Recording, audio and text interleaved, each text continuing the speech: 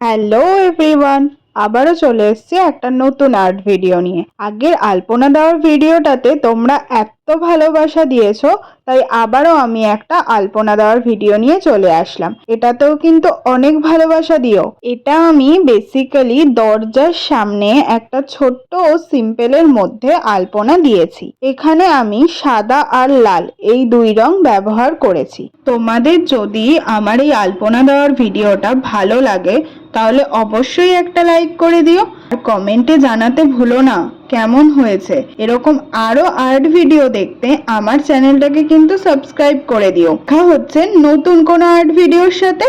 Okay, by.